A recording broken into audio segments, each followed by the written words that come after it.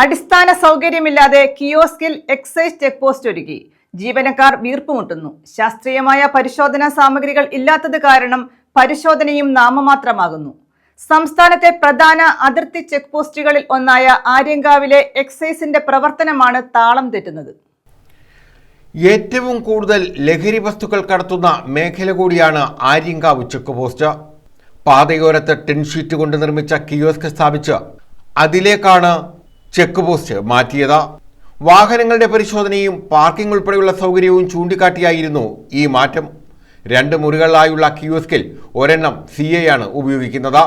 ശേഷിക്കുന്ന ഒരു മുറിയിലാണ് ഡ്യൂട്ടിയിലുള്ള മറ്റ് ജീവനക്കാരിയിരിക്കുന്നതും ഫയലുകളും തൊണ്ടിമുതലുകളും സൂക്ഷിക്കുന്നതും.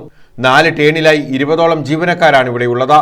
കിയോസ്കിൽ ഇരുന്നുള്ള പരിശോധന ദുരിതമായതോടെ മുന്നിലായി പ്ലാസ്റ്റിക് ടാർപോളിൻ കൊണ്ട് മറച്ച് താൽക്കാലിക ഷെഡുണ്ടാക്കി അതിലേക്ക് മാറി. മേൽക്കൂരയും വശവും മറച്ചിരിക്കുന്ന ടാർപോളിൻ കീറി നശിച്ചതിനാൽ മഴ സമയത്ത് ഇത് ഉപയോഗിക്കാൻ പറ്റാത്ത നിലയിലാണ്. കിയോസ്കിലാകട്ടെ ശുചിമുറി അടക്കമുണ്ടെങ്കിലും വെള്ളം ഇനിയും എത്തിയിട്ടില്ല. അടുത്ത വീടുകളിൽ നിന്ന് വെള്ളം കൊണ്ടുവന്നാണ് പ്രാഥമിക കൃത്യങ്ങൾ ജീവനക്കാർ നിർവഹിക്കുന്നത്. News bureau, Aryankavu.